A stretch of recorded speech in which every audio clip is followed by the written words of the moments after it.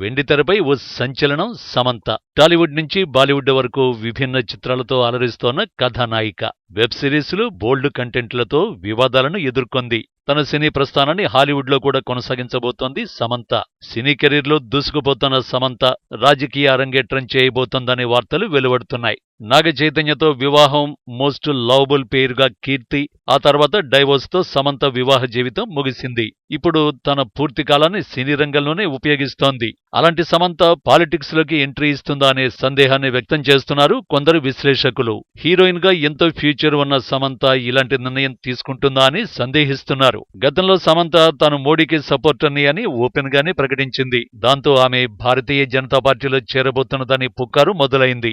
Recent గా cinema స్టార్లను BJP లీడర్లు కలవడం ఇందుకు మరింత బలాన్నిస్తోంది. ఎన్టీఆర్ ని అమిత్ షా కలవడం, జేపీ నడ్డాతో నితిన్ ప్రత్యేకంగా సమావేశం కావడం తెలిసిందే. ఈ నేపథ్యంలో సమంత కూడా బీజేపీలో చేరి స్టార్ క్యాంపెయినర్ కానుందనే వార్త నెట్టింట హల్చల్ చేస్తోంది. సంచలన వార్తగా మారిన ఈ అంశంపై సమంత ఏమైనా క్లారిటీ ఇస్తుందేమో చూడాలి మరి.